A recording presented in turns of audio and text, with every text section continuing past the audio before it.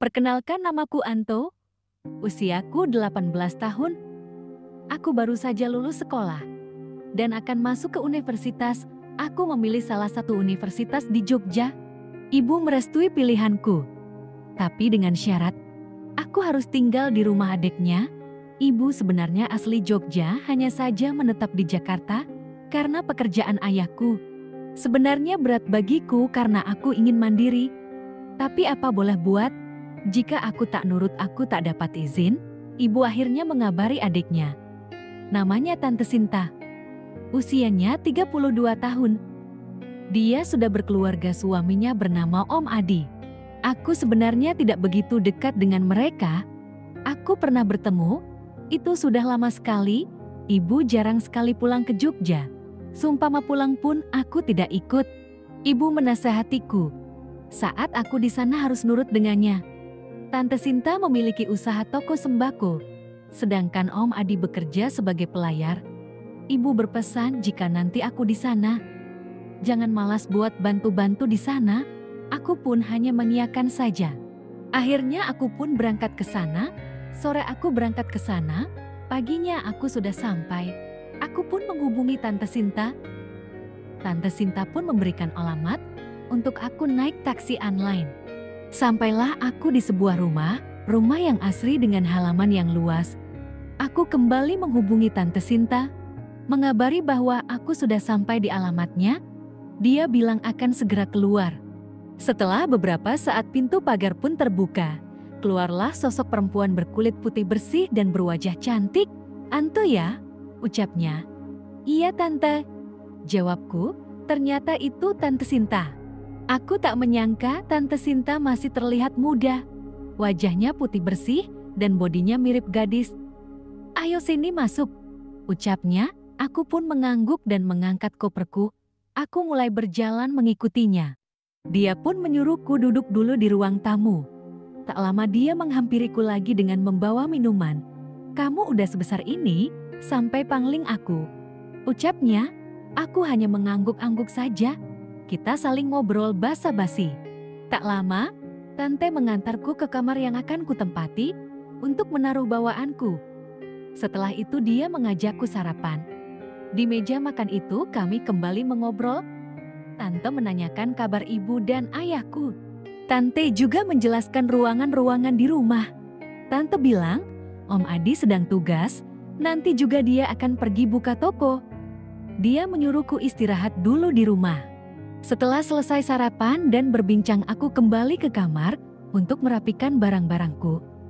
Tak lama Tante Sinta menghampiri aku lagi. Dia pamitan untuk pergi ke toko dulu. Setelah dia pergi, aku melanjutkan beresin bawaanku. Setelah selesai, aku akhirnya mandi.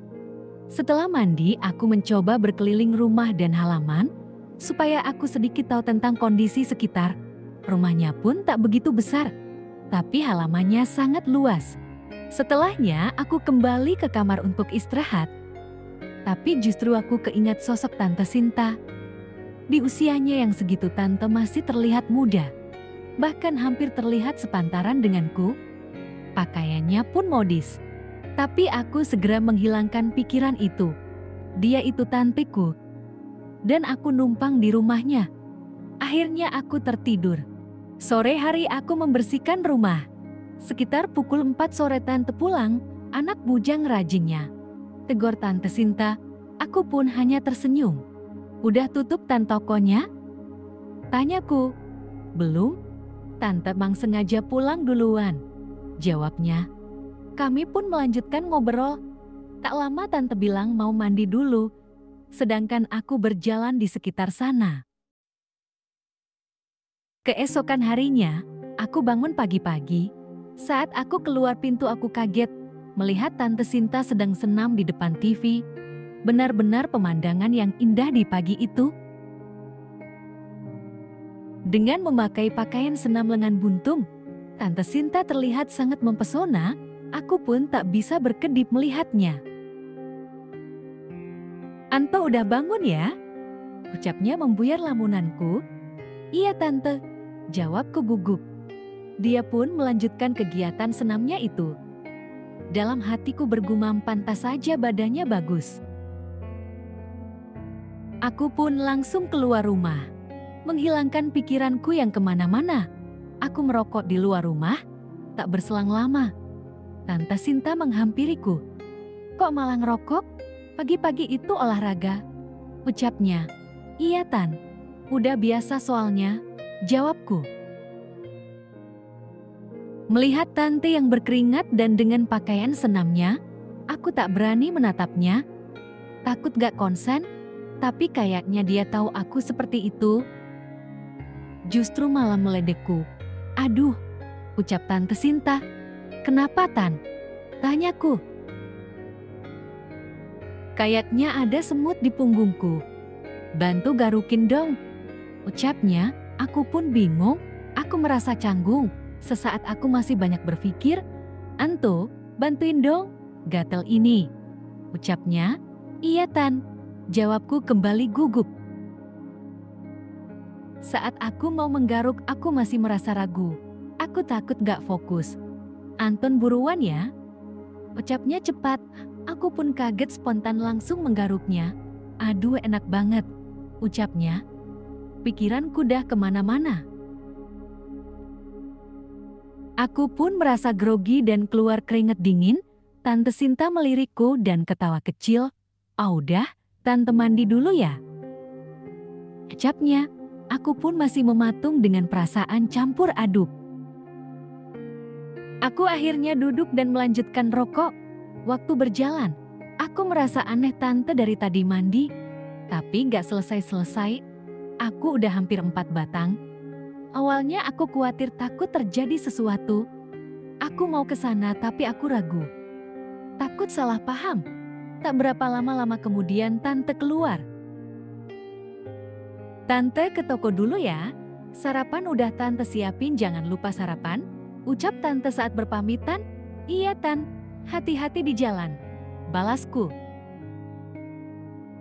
Tak lama akhirnya aku mandi dulu. Jujur aku mulai teringat Tante Sinta. Kejadian tadi pagi terngiang jelas, membuatku banyak berpikir. Akhirnya aku menuntaskan pikiranku di kamar mandi. Saat aku selesai dan badanku sedikit lemas, aku tak sengaja menyenggol sebuah kotak. Kotak kecil di kamar mandi, perasaan kemarin dikunci. Kok ini gak jangan-jangan tante kelupaan? Tapi aku juga penasaran dengan kotak itu. Kok kotak itu kemarin dikunci? Akhirnya pelan-pelan mulai aku buka. Betapa kagetnya aku melihat isi kotak itu. Ternyata ada alat bantu khusus cewek di situ. Dan ada girl creamnya juga. Aku sampai menelan ludahku melihat itu. Tapi lama-kelamaan aku mulai paham. Ya wajar aja sih, si Am soalnya juga jarang pulang. Yang membuat aku semakin berpikir, salah satu dari alat itu masih basah, sepertinya habis dipakai. Pikiranku jadi tak karuan, dan kembali menyelesaikan pemikiranku kembali. Tak lama aku menuntaskan mandiku. Dalam hati aku mengeluh mandi yang melelahkan. Aku pun sarapan dan melanjutkan tidur lagi, karena aku sudah kehilangan banyak energi. Sorenya aku bangun, ternyata rumah masih sepi. Aku berinisiatif untuk bantu beresin rumah. Sampai malam tante akhirnya pulang. "Belum tidur?" tanya Tante Sinta, sembari berjalan ke ruang TV, menghampiri aku yang sedang nonton TV. "Belum Tante," jawabku. "Udah makan?" Tanya lagi. "Udah Tan," jawabku singkat. Tante pun akhirnya duduk di sebelahku, di kursi sofa yang untuk 2 orang. Kami akhirnya mulai mengobrol dari hal-hal kecil yang ringan. Tapi aku masih salah tingkah karena teringat isi kontak itu. Mataku tak berani menatapnya. Dia sepertinya tahu aku sedang salteng. Tante kembali mengerjaiku. "Anto boleh nggak Tante minta tolong?" ucapnya. "Boleh Tan, mau minta tolong apa?" jawabku grogi. Badan Tante serasa capek banget, kayaknya masuk angin. "Boleh minta tolong pijitin pundakku gak?" tanyanya. Seketika aku langsung kaget. Aku tak bisa menjawab, hanya menelan ludah. Gak mau ya? Tanyanya lagi. Mau? Jawabku yang salting parah. Aku pun mulai memijat pundaknya dengan perasaan campur aduk. Melihat itu Tante Sinta makin meladekku. Tapi sesuatu di luar dugaan terjadi saat itu. Tante Sinta yang awalnya mengerjaiku, justru terjadi hal yang tak diharapkan. Benar kata pepatah, saat kita berdua dengan lawan jenis, ada setan di tengah-tengahnya. Akhirnya terjadi sesuatu yang tak pernah kita bayangkan. Kejadian itu mengalir saja. Sampai di titik kita mengakhiri kejadian itu, aku hanya bisa terdiam, tak menyangka sejauh ini. Tante pun merasa bingung dengan kondisi ini. Anto, kejadian ini cukup jadi rahasia di antara kita ya. Ucap Tante Sinta mencoba menenangkan situasi. Aku hanya mengangguk saja, anggap ini tak pernah terjadi ya. Ucapnya lagi, aku hanya bisa terdiam. Tante Sinta segera bergegas menuju kamarnya, sedangkan aku masih terasa ini hanya mimpi. Tak lama aku kembali ke kamarku. Aku berpikir keras malam itu. Masih berharap ini adalah mimpi. Akhirnya aku tertidur malam itu. Keesokan harinya, rasa canggung di antara kita mulai terjadi. Kita yang biasanya saling tegur sapa. Pagi itu seolah kita kehabisan kata. Tante berlalu untuk bekerja, tak terucap sepatah kata pun hari itu. Aku makin merasa bersalah saat itu. Kenapa aku tidak bisa mengontrol saat itu? Akhirnya aku memutuskan besok untuk kembali ke Jakarta. Mumpung uang pendaftaranku belum masuk, aku mau kuliah di Jakarta saja. Aku bisa beralasan bahwa aku tak diterima di universitas di sana. Hari berlalu, sudah 3 hari berlalu dari kejadian itu. Hubungan kami masih sangat dingin, belum ada kata terucap di antara kita. Pagi itu aku bangun tidur, segera cuci muka.